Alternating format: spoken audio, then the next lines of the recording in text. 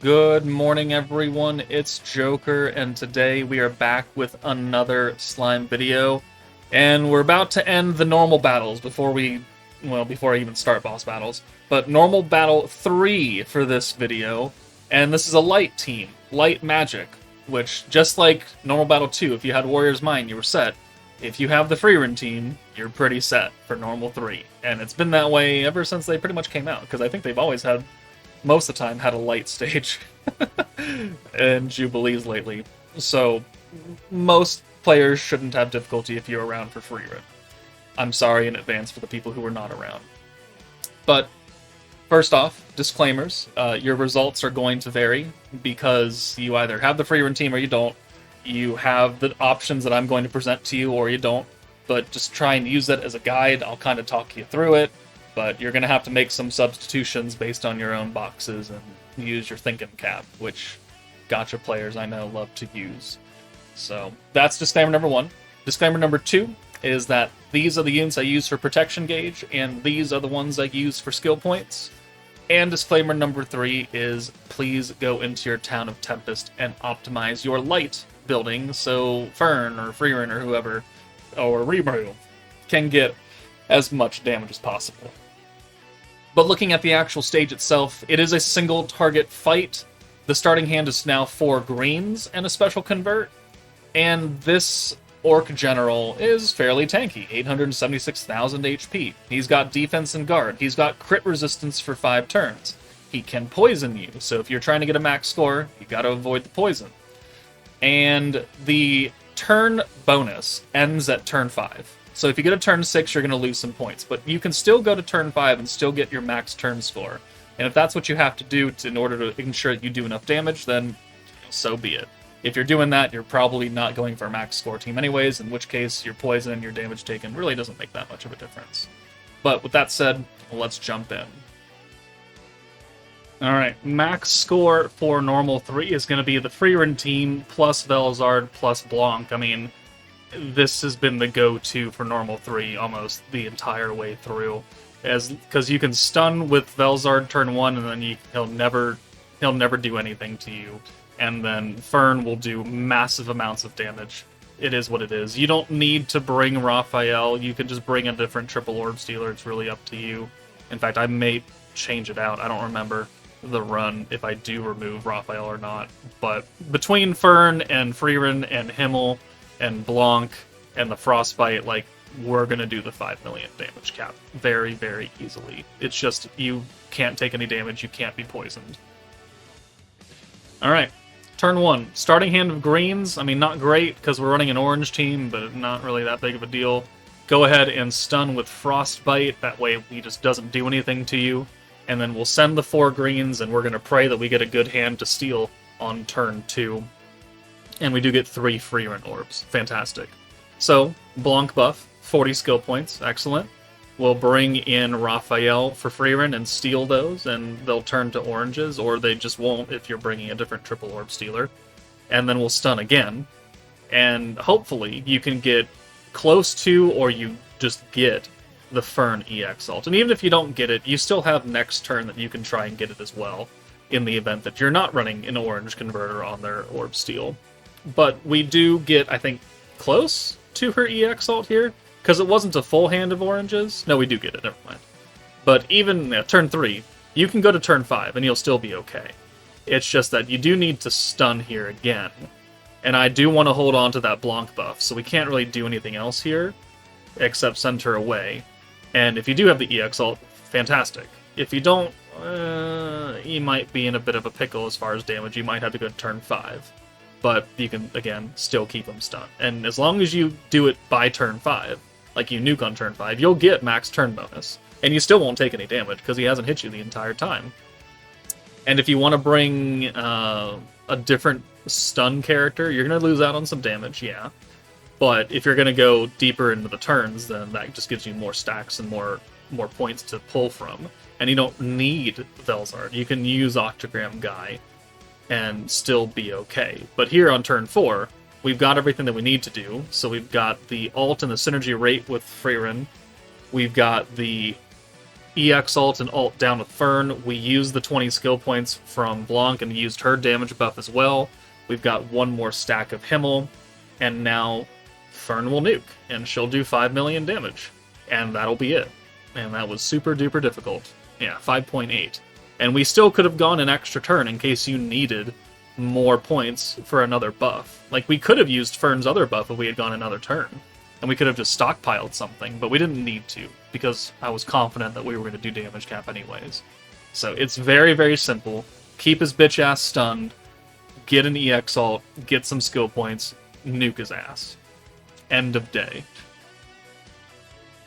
Alright, so next team is going to be a New Year's Blessing-ish team. Xion, Rimuru, Shinsha, Milim. Fount of Wisdom Rimuru for the physical buff, and then Blanc one more time because it's Blanc, and running an orange team. The problem with this team is that the Orc General has 30% crit resistance, so you are going to do a bit less damage than what you're normally accustomed to with this team because of that, unless you go to turn 6, which is no longer max turn bonus. But on, the other hand, you're going to get maximum value out of all of your buffs. So it's really up to you on how you want to handle this. We are not bringing a stun character, so this is already not a max score team, so it's really up to you on how you want to tackle. So if you are confident that you can still do 5 million damage, even with the crit defense on the Orc, then by all means do it. And if you aren't, well, then oh well. Go next turn and lose some turn bonus, but get max damage. It'll offset. So we'll send these. We've got a very, very good hand of Rimuru orbs there. 5 of that, which is fantastic, because he is the nuking character. And so we'll use the rainbows, we'll use the orange buff, we'll use the attack buff and light, or weakness strike buff? Is that what that is? I think so. Because it lasts for multiple turns. And then we'll just get Fount of Wisdom Rimuru out here, and we'll bring Shinsha in. And we'll send all 6. Boom, boom, boom, boom. There's the EX ult. There's max points and a double Xion, which is fantastic. And then on turn 3, we're just going to do a few buffs on Rimuru and send him away for a couple turns. There's the poison, so that's going to prevent us from getting max score.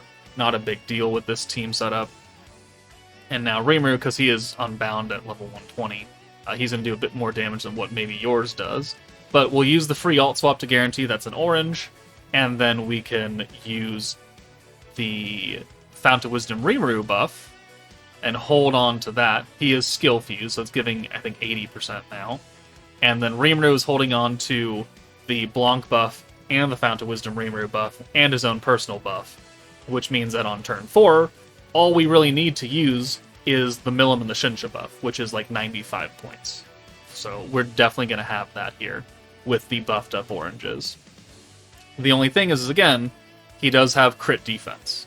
And we also took Rimuru out on that turn because he would have gotten crit nerfed right there, like the rest of the front line.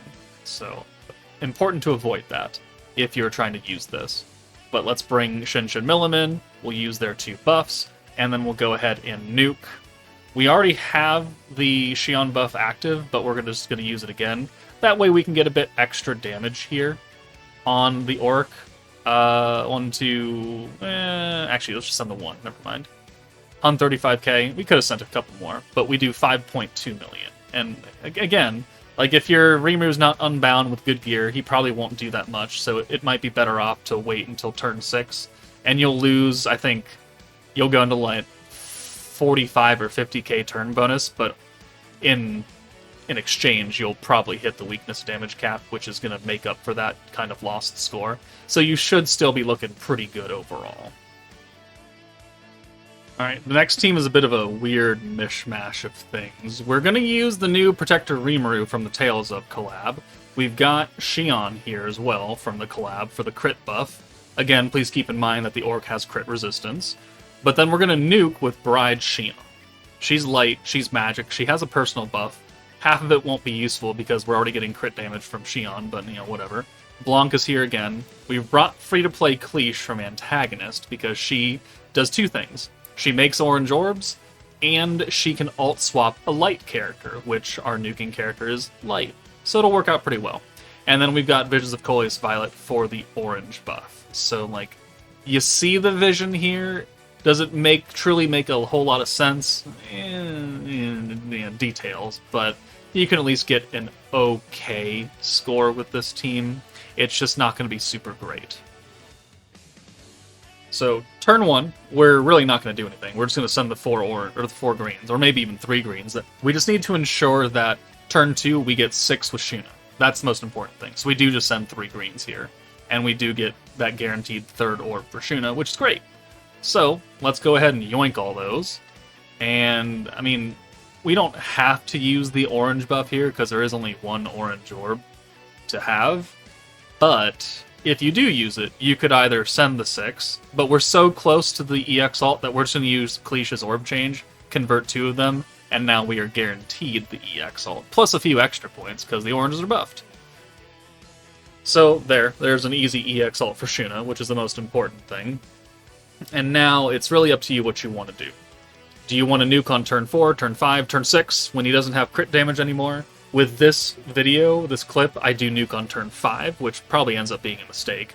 But this turn, we actually get pretty lucky, because we can alt swap and then convert with Klish, and we have a full hand of oranges again that are still buffed by Blanc. So we'll get a stack of Rimuru here, and then we'll send all 6. And we have enough points to use the personal buff with Shuna. It's only 25% light attack, so it's not like a super huge kind of thing. It's not a make or break kind of buff, but it is a little bit extra icing on top of the cake.